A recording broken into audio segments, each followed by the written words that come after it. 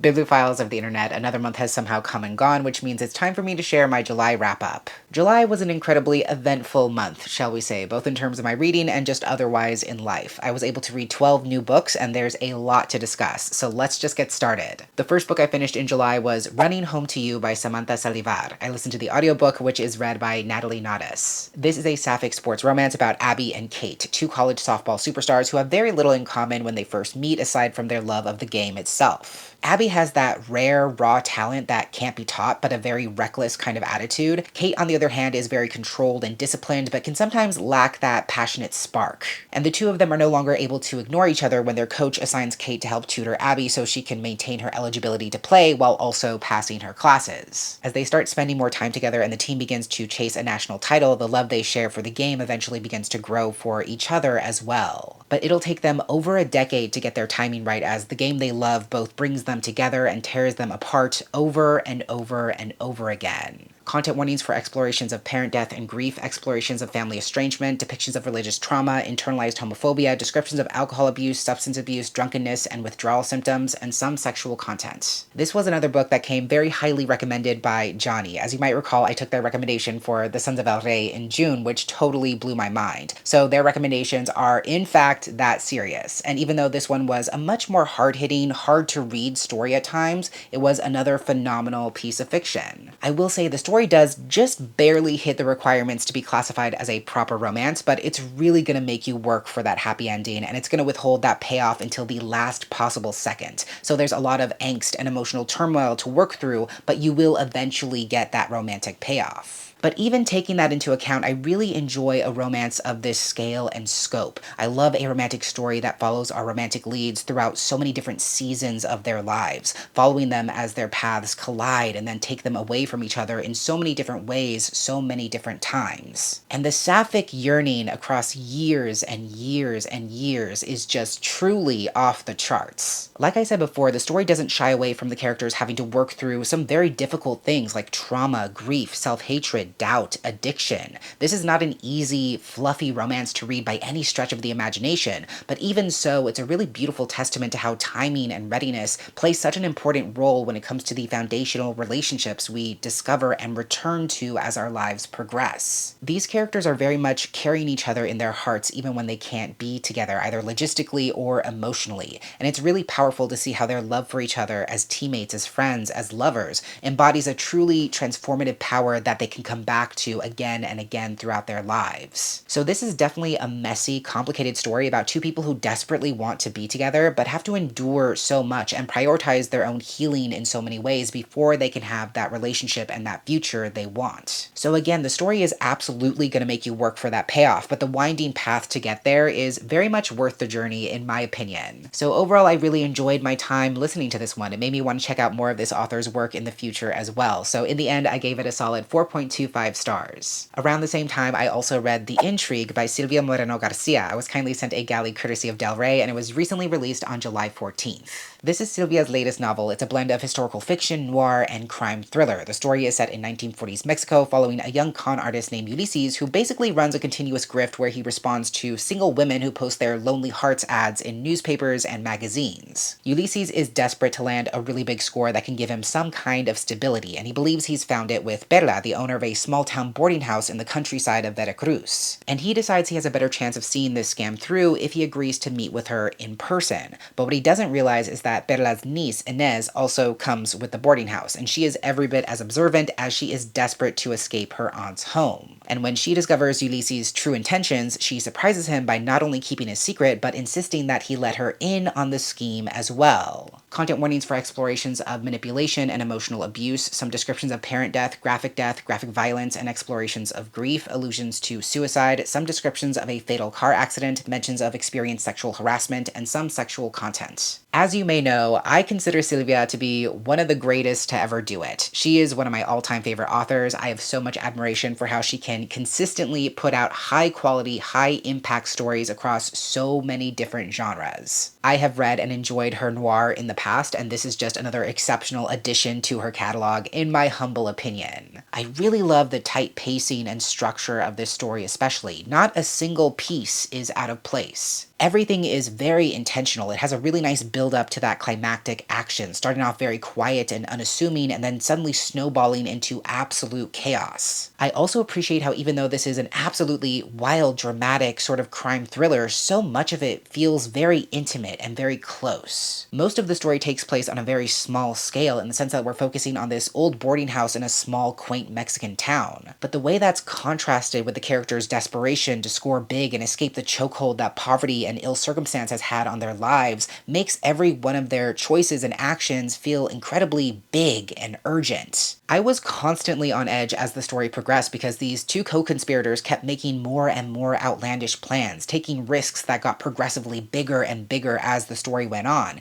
and that really served to underscore how cheated and downtrodden the both of them had been made to feel throughout their lives. It's so interesting to see how the characters project their unfortunate circumstances onto the people around them, mentally transforming them from complex humans to obstacles that they have to overcome, as things that are standing in the way of their success and their happiness. Sometimes that's warranted and sometimes it's not, but it's fascinating to see how far they're willing to go and who they're willing to sacrifice if they think it might lead to their own safety and well-being, which is ultimately priceless. And I think in the end, that's a really interesting question to ponder. With the rise of staunch individualism in a world that encourages us to see the people around us as competition instead of community, how does that impact the ways we move through the world and how we ultimately weigh the decisions we make, regardless of who they might impact? There's so much more I could say about this, but suffice to say, it's an incredibly dynamic, compelling, fast-moving story that goes in a lot of surprising and satisfying directions. I am convinced that Sylvia could not possibly write a bad book even if she tried, and that's part of why I ultimately gave this a strong 4.5 stars. The next two books I read were part of the same series, so I'm going to talk about them together, and obviously in preparation for the movie, I had to finally read the last 2 volumes of Heartstopper by Alice Oseman, so I read Volume 5 and Volume 6 to finish the series. Very generally speaking, the Heartstopper series is a queer YA contemporary romance series about a gay British teenager named Charlie, who's one of the only openly gay kids at his school, which unfortunately meant that he endured a lot of bullying in his early school days. But he eventually gets past that and he meets a rugby player named Nick Nelson, who he doesn't seem to have a lot in common with, but the two of them surprisingly form a fast connection that turns into a deep friendship and eventually a romance. And the series is basically just following them as this relationship allows them both to discover new things about themselves that they never would have found out otherwise. And again, very broadly speaking, this series contains content warnings for descriptions of mental illness, eating disorders, self-harm, and relapse, some explorations of bullying and homophobia, some depictions of underage drinking and drunkenness, and some non-graphic sexual content. I think it kind of goes without saying, but I absolutely love the Heartstopper series. It's such an important piece of work, not only because the medium of comics makes the story so much more accessible and appealing to the younger audiences it was created for, but because its earnestness also makes it so that it emotionally resonates with audiences of all ages and experiences. Reading this series as a queer adult specifically has been such a healing experience for me because I didn't have this kind of queer representation growing up, and I'm so thankful that it exists for the queer youth of today who get to see this amazing queer friend group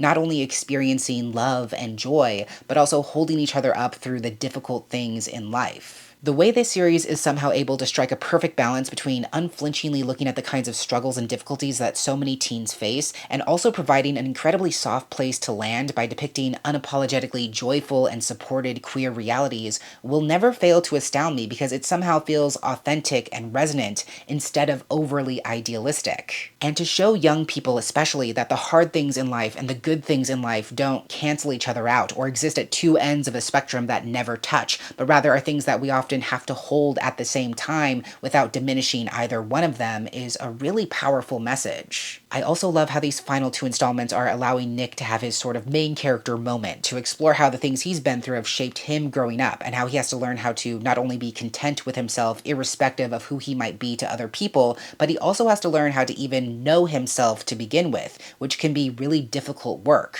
I appreciate seeing that work, seeing that struggle, which again is something I think a lot of young readers especially can relate to in this world where so much of our worth is determined by our connections, regardless of the quality of those connections. Unsurprisingly, there are so many great attributes that this series has. I think it absolutely stuck the landing, which is a really hard thing to do with a series that's so focused on a teenage romance, but I think it strikes a really great balance of being realistic, but not at the expense of optimism and hope. So I gave both of these volumes 5 stars apiece. After that, I picked up The Someday Garden by Ashley Poston. I listened to the audiobook, which is read by Patty Murin. Ashley Poston has kind of found her niche in the sense that she writes adult romances that have a slightly magical twist. They're not truly fantasy or magical realism, but they're not simply contemporary romances either. So this is another one of those somewhat magical romances. The story follows Sophie, a professional botanist and gardener who is temporarily working as the groundskeeper for an old estate known as Lilymore House. One day she finds this door in the garden that she's never seen before, and after she finds it, she can never find it again in the same place twice. And inside there is an unfinished garden and a very grumpy man who claims that he is trapped. Sophie believes this mysterious garden is a sign that the future of Lilymore is unstable at best, especially with the owner planning to retire soon and finally name a new heir to the estate. So Sophie decides that with the help of this mysterious trapped man, she might just be able to figure out what Lilymore actually needs in order to remain a truly beautiful place for years and years to come. Content warnings for explorations of family death and friend death, as well as grief, some references to fire and fire-related injuries, some depictions of drunkenness, and some explicit sexual content. This is only the second Ashley Poston book I've read, and that's because the first of her books I read, The 7-Year Slip, was such an incredible book in every imaginable way, and it just hit me like a ton of bricks. And I was wary about whether this author's metaphorical lightning could strike twice. And I do have to admit, the beginning of this book made me question whether The 7-Year Slip might have been a weird one-off experience, because it took me longer than I would have liked to really warm up to this story and feel like I really understood where it wanted to go. But I was definitely sucked into its gravitational pull by the end, and I think the pieces all came together in a surprisingly satisfying way. While this is a somewhat magical romance, it's also a story that's very much about grief and about the double-edged sword that is change. How change is both miraculous because it's something that's constantly happening to us, and also incredibly painful because it can be a quantifiable reminder of how far we've come from losing the things and the people that matter to us most. I really appreciate how the story unpacks both sides of that phenomenon, both the beauty and the pain of it, and shows how time is not a finite resource that can be quote-unquote wasted, especially if it's time spent in service of things and people and experiences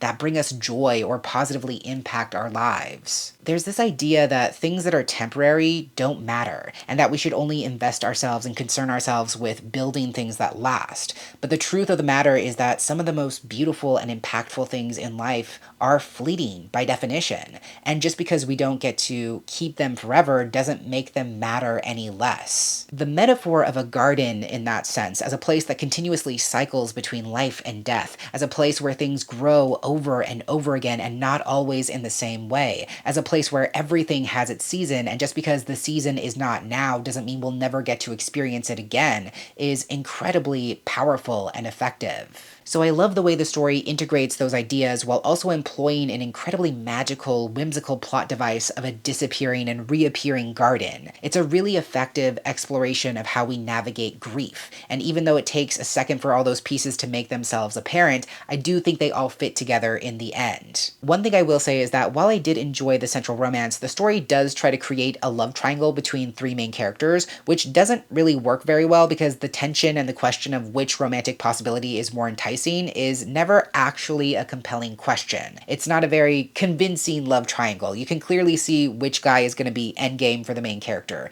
So I feel like that didn't really add anything interesting to the story. With that said, I still thought this was an incredibly heartwarming and endearing story. It made me feel so many of my feelings by the end, and I really appreciate it for that, so I gave it 4.5 stars. You thought I was done with Katie Casey after I finished the Unwritten Rules series, but unfortunately for you, and very fortunately for me, Katie Casey published Breakout Year in 2025, and it's another queer baseball romance. This is a fake dating romance between a professional baseball player named Eaton and a ghostwriter named Akiva. Eaton is Russian-American and Jewish. He used to play baseball for his hometown team, and just when he gets traded to a major league team in New York, he accidentally outs himself as queer to the press before he can even finalize his contract. He has no intention of walking it back, so he decides to fully lean into his newfound identity as a gay man and start publicly dating so that the sports media can see that they do not intimidate him. But the problem is he's never actually dated a man. So his agent actually has this idea to go through a modeling agency to hire someone to pose as his fake boyfriend as a sort of practice run for the real experience. But little does Eaton know that one of the models they're interviewing is none other than Akiva, who he used to play professional baseball with before Akiva walked away from the sport and from Eaton as well. content warnings for references to experienced homophobia and anti-Semitism, some detailed descriptions of sports-related injuries and recovery, some depictions of anxiety and panic attacks, and some explicit sexual content. Also, as a quick note, both main characters are Jewish, and even though there's no formal diagnosis noted, Eaton is also very strongly coded as dyslexic.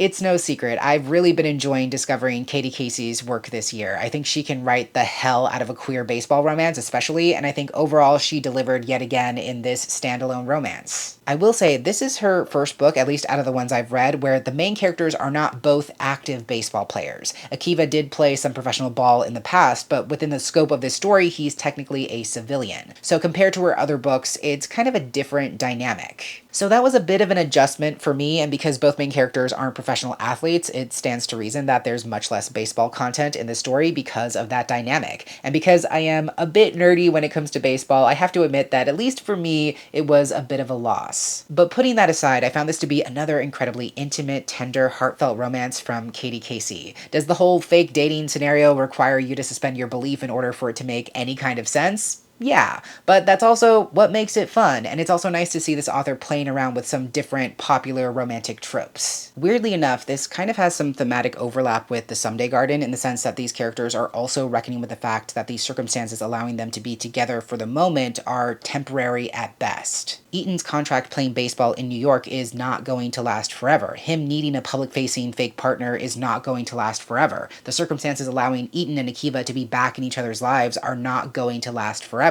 Does that mean their reunion doesn't matter, or that they shouldn't take the leap just because there's a chance that things will eventually end or change? In a lot of ways, I think this story is about how we can hold on to so much more than we give ourselves credit for, and how even things that only last for a season, no pun intended, can leave indelible marks on our lives that we can always trace back to the roots. So the question isn't actually what are we leaving behind when things change, but rather what might we keep or bring with us into the future. As I said, this was again an absolutely fantastic romance from Katie Casey. Every day I spent with this book was a delightful experience, and I'm really glad I picked it up. I gave it 4.25 stars. Then I picked up my galley of But I Hate Him by Paige Powers. I was kindly sent a review copy by Roaring Brook Press, and this one comes out very soon on August 25th. This is Paige Powers' newest queer YA contemporary rom-com. It's about two fierce academic rivals, Rory and Luca. Rory is a trans boy and the heir to one of the most successful tutoring companies in the world, which means he basically can't afford to be anything less than perfect, especially if he's going to be accepted into one of the best Ivy League universities like his parents want. Unfortunately for him, no matter how hard he tries, he always comes in second place to his biggest rival, Luca Melendez, the infuriatingly handsome hockey player who basically wins every single academic competition he enters. After losing yet another competition, Rory kind of has a public meltdown that threatens the integrity of his public image and the image of his parents' company. So his parents decide to send him to the most cutthroat and remote academic camp in the country as a way to rehab his image. So imagine his shock when none other than Luca happens to show up at the very same camp, threatening the one surefire way for Rory to get his academic career back on track. Oddly enough, there weren't many potential content warnings I flagged for this book. There are some brief allusions to online harassment and experienced transphobia, brief mentions of gender dysphoria, some allusions to experienced classism, things like that, but nothing too intense or especially graphic. Listen, I've never read a book from Paige Powers that I did not like, and there was pretty much no chance that this new book was gonna end that streak. This is another zany, campy, over-the-top rom-com with absolutely ridiculous characters, and it's even funnier to read about these two rivals who are so incredibly smart when it comes to all things academic, and yet so completely clueless when it comes to love. That utter lack of self-awareness is what makes this story so much fun to read. Yes, it is a very hyper-specific scenario, but the ultra-specificity of it is actually what makes it so entertaining and so interesting. Funnily enough, even though this ultra-competitive academic program is the backdrop of the story, it actually ends up feeling like a quintessential tropey summer camp romance. All the cabins are playing pranks on each other, there are these cheesy summer activities set up between lessons and on the weekends, there are summer romances and allegiances between different cabins, so the story is able to be super nerdy while still delivering on those fun summer vibes. Besides the really funny and sweet romance and all the summer camp type shenanigans, I also appreciate what this story is doing interesting thematically. It's exploring how Rory has been basically programmed to never show anything less than perfection and complete control over himself. So even though he's been sent to this camp to get himself back on track, he's kind of discovering what it means to allow himself to just be a teenager in so many ways. And if we think about that through a trans lens specifically, I think it's a really meaningful concept, because in a lot of ways we expect trans kids especially to know exactly who they are and what they want if they want to be taken quote-unquote seriously about their gender and their transition, if that's what they want for themselves, which kind of forces them to grow up quickly. And regardless of whether we're talking about trans kids or trans adults, we often have this phenomenon of experiencing a delayed childhood or a delayed adolescence that we didn't get to have the first time around. So it's interesting to see how Rory's experiences of not being able to pursue joy and not having permission to make mistakes and just being an imperfect, impulsive, unruly young person fits into those ideas. And even if we take transness out of the equation, which I don't think we should, but if we did, the story still has a lot to say about the responsibilities and pressures that we put on the shoulders of young people, when actually the responsibility to create the possibility for their safe and successful futures should be the concern of adults. So there's definitely a lot here to consider. As I said, this is every bit the zany, over-the-top kind of rom-com we've come to expect from Paige Powers. It's absolutely off the wall, but in the best way possible, and in a way that personally appeals to my sense of humor and sense of enjoyment. But it also has some meaningful thematic work as well, which is why I gave it a solid 4.25 stars. Then I went to my library and spontaneously checked out Fable for the End of the World by Ava Reid. I listened to the audiobook, which is read by Gail Shalan and Emily Lawrence. This is a sapphic standalone YA dystopian story following a teenager named Anessa who lives in a future version of the world where a corporation known as Kairos has basically taken control over all of society's debt, which essentially means they control everything, including a live stream assassination spectacle known as the Lamb's Gauntlet. Basically, when people accrue more debt than they can ever possibly pay off, a member of that family is nominated to take part in the Gauntlet, where half-human, half-cyborg assassins hunt down the sacrificial lambs. And if the lambs can somehow outlast their pursuers after a set amount of time, they get to live. The problem being, of course, that these assassins very rarely make mistakes and almost no one ever survives. When Inessa's cruel and negligent mother racks up a huge amount of medical debt, she nominates Inessa for the Gauntlet. But when her path inevitably crosses with her assassin, Melanoy, the two of them find themselves questioning their roles in this horrendous blood sport. Content warnings for graphic instances of violence, blood, death, and injury, some depictions of gun violence, references to stalking, rape, sexual assault, and human trafficking, some references to parental abandonment, alcoholism, child abuse, and emotional abuse, and some non-graphic sexual content. This is only the second book I've read from Ava Reid so far, and I feel like I already have an interesting relationship with their work.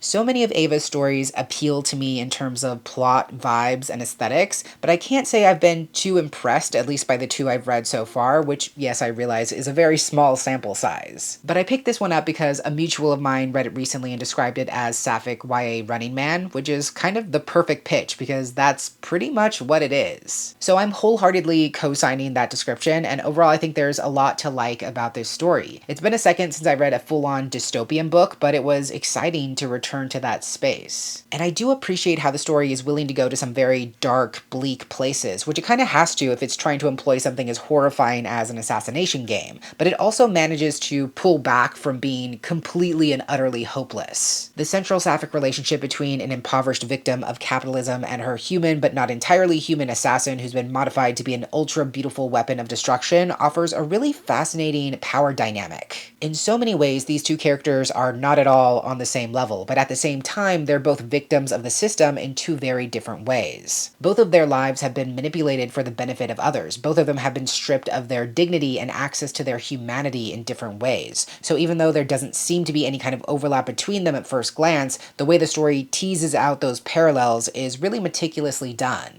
I think where the story didn't quite land for me was in terms of execution. I think there are a lot of threads and questions that are not seen through to the very end. Some of the logistics when it came to this assassination game and the way it eventually erodes for these two characters didn't feel fully satisfying. So I thought there were a lot of little details the story left on the table, so to speak, and that's why in the end I gave this 3.75 stars. On a very different note, after that I picked up my galley for No Place on Earth by Andrea Beatriz Arango. I actually won a physical galley through an online auction benefiting visiting families in Gaza, but this actually comes out very soon on August 25th from Random House Kids. This is Andrea's first middle grade novel written primarily in prose as opposed to verse, and it's also her first attempt at surrealism or magical realism. The story follows a young boy named Gustavo who has to move from Puerto Rico to Yellowstone National Park for his mom's work. He was already an incredibly anxious child to begin with, but now that he's living in a national park, it's kind of unlocking all kinds of new fears and anxieties. To make things worse, he's having progressively worse and worse nightmares, and if that weren't enough to deal with, he starts somehow meeting one of his new classmates, Cordell, inside his dreams. Cordell seems to find that dreams are a safe and welcoming escape from his everyday life, which couldn't be further from Gustavo's own experience. But with this newfound connection, Gustavo is realizing that he might be the only person who can help Cordell navigate his issues. But with Gustavo struggling to understand and manage his own mental health,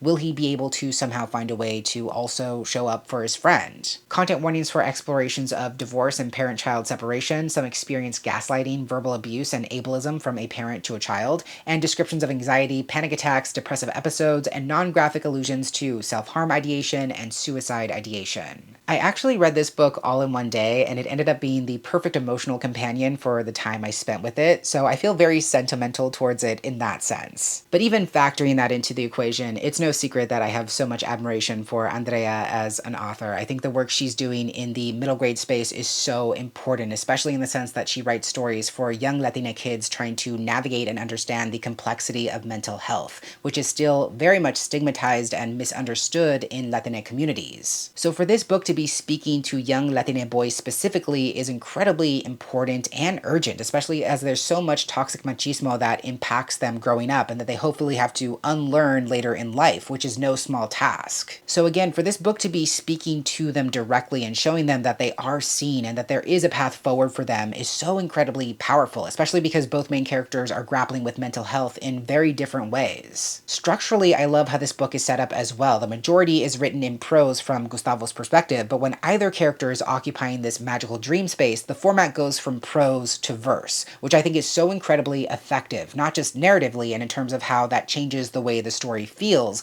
but also as a visual marker differentiating between real world and dream space. And again, thematically, I just really appreciate everything this story is doing. Not only is it showing the importance of being honest with ourselves about our feelings and our mental health, being accurate and purposeful with the language we use to describe our feelings and experiences, but also how we have to leave the burden of being perfect or showing up perfectly at the door, because ultimately it does very little to serve us. That was the most powerful takeaway for me personally, this idea that we don't have to show up perfectly for ourselves or for the people around us all the time. Would it be great to have all the answers and know exactly what to do or exactly what we need or what other people need when they need it? Of course, that would be fantastic. But sometimes when we expect perfection from ourselves or for ourselves, that prevents us from even being able to show up in the first place. In other words, we don't have to show up perfectly in order to show up at all. It's better to have imperfect support than no support whatsoever. And as long as we're showing up for each other with care and intention,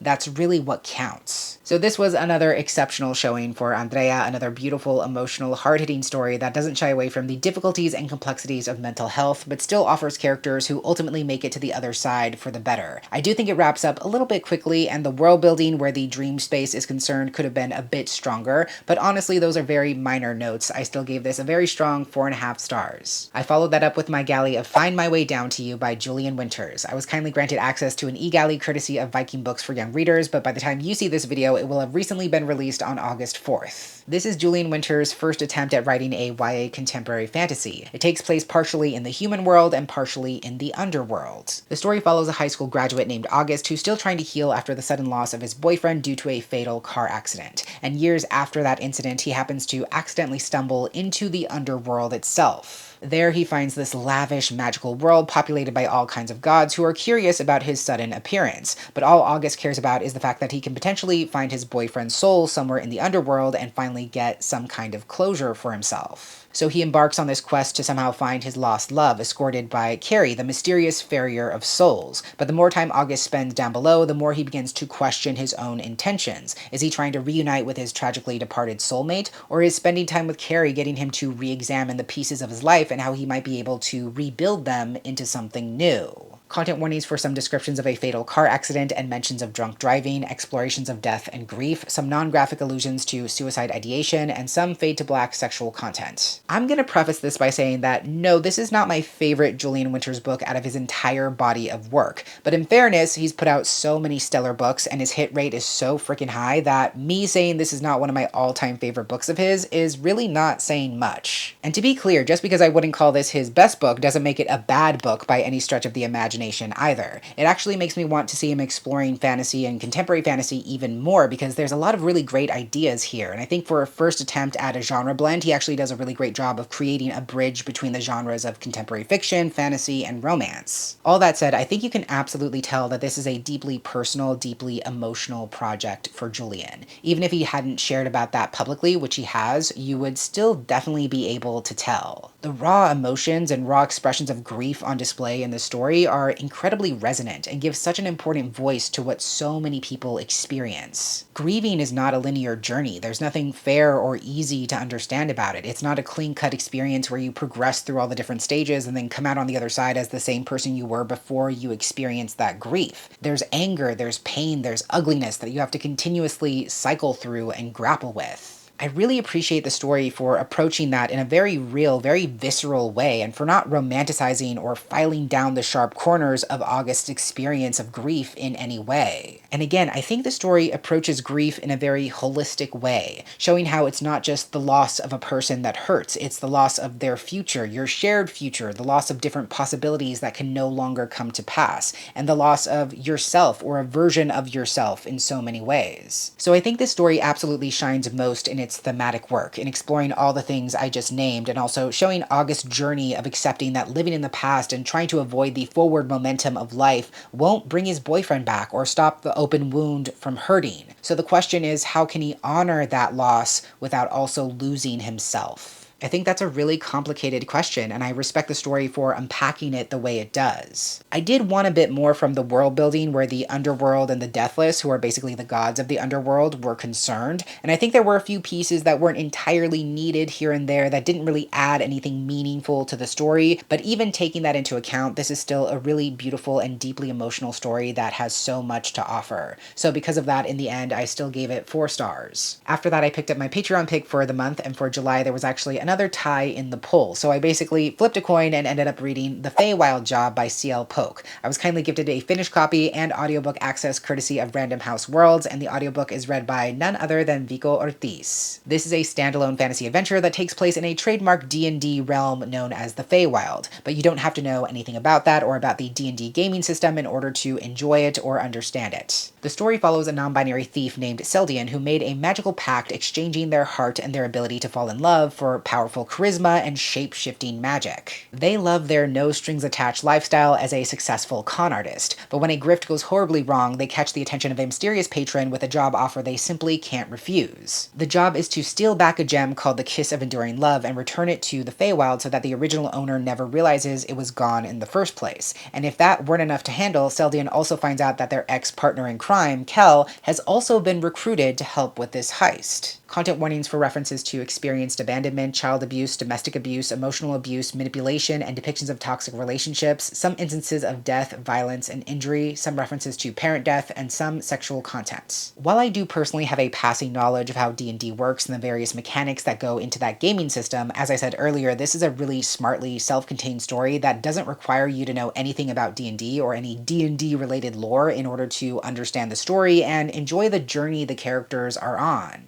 In fact, as far as IP projects go, I have a lot of respect for how C.L. Polk is able to walk that very fine tightrope of making this story read like a fantasy adventure that could feasibly exist as a playable D&D campaign, including making some very smart nods to different details and elements that are unique to that gaming system, while also crafting some incredibly distinctive plot points and characters that can absolutely stand on their own. What I enjoyed most about this fantasy adventure was the very strong character work on display in the story. Seldian and Kel share an incredibly complicated, fraught history as ex-partners and ex-friends, and when the story begins, they're starting from a very broken place. As you might guess, their dynamic eventually shifts towards a second chance romance, but I appreciate how the story doesn't rush them to that point of reconciliation. There's a lot of healing and accountability that has to happen first. I really appreciate how the story gives them space to heal their friendship, to confront and name the way ways they both might have hurt each other or at the very least let each other down, and take the time to learn how to trust each other again before they can initiate a romance. What's more, I think that strong emotional undercurrent of their work-in-progress relationship acts as a really great counterbalance to an otherwise fast-paced, action-packed, exciting fantasy heist. All that tropey goodness you would hope to find in a fantasy adventure with a setup like this is absolutely on display, and for every instance of action or fantastical whimsy, there's a strong emotional beat to complement it. While I do think the story could have been tightened up in a few places and resolves maybe just a hair too quickly, I found this to be a very entertaining, engaging, satisfying story overall, and I gave it 4.25 stars. And the last book I read in July was Warrior of the Wind by Suyi Davies Okunbowa, the second book in the Nameless Republic trilogy. I listened to the audiobook, which is read by Corey Jackson. As I said, this is the sequel to Son of the Storm. Broadly speaking, this is an epic fantasy trilogy inspired by the pre-colonial empires of West Africa. The main character, Danso, is a soon-to-be novitiate who couldn't be less interested in that life. He's more curious about the hidden stories of what lies beyond the city walls of Bassa, which very few people know. One day he stumbles upon a warrior wielding mysterious magical powers that should not exist outside of myth, and as their paths become tangled up with each other, Danzo will have to confront Bassa's darkest and longest kept secrets. Without spoiling anything, this sequel is about Danzo and the warrior, Lilong, trying to escape the corruption of Bassa and return a magical heirloom to Lilong's people in order to avoid that power falling into the wrong hands.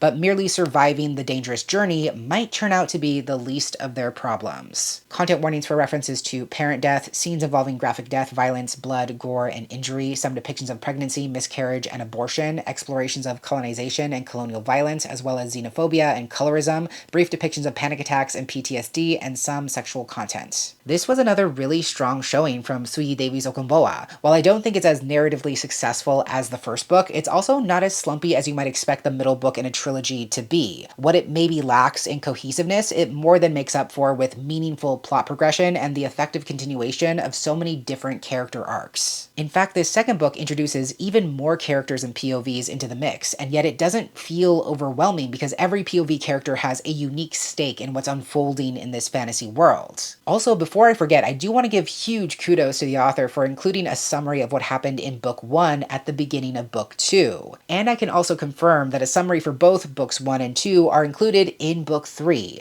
That's a huge win for accessibility, and more fantasy authors should absolutely take note. But putting that aside for the moment, I also appreciate what this second book is doing thematically, and that it's both furthering and complicating some of the central ideas we saw in book 1. While the first book is more so about the necessity of killing the colonizer that lives within us, this second book is exploring what it actually means to be free and to achieve liberation. Who gets to decide what our freedom looks like or upon what terms it can be gained? What value does our freedom have if there are other people in the world who are not free? Is true freedom even feasible if we fail to reimagine and restructure the oppressive systems currently in place? That's what the characters are really grappling with. They're realizing that as long as the corrupt empire of Bassa still stands, then no one will ever know true freedom. The fact of the matter is that you can't overhaul the system while still complying with the rules of the system. No matter who becomes emperor or how they choose to rule, they're still acting as the figurehead of a destructive regime that ultimately has no right to exist. Like I said at the top, I do think this second installment isn't quite as narratively cohesive as the first book. Some plot points felt a little bit random or out of place, and in terms of pacing, some big scenes or moments that the story takes a while to build up to feel like they don't end up getting enough page time, and so they pass just a bit too quickly. But even taking all that into account, I'm super excited to see how everything comes together in the final book, and overall I gave this second installment 4 stars. So there you have it. Those are pretty much all the books I read in July. Definitely not as intense as June, but I truly don't have any complaints. As always, if you've read any of these books yourself, or if you plan to, I would love to hear your thoughts down in the comments. Thank you so much for watching. I hope you enjoyed, and until next time, educate yourself, be kind to yourself, take care of yourself and others, and I will catch you on the flip side of the page. Bye!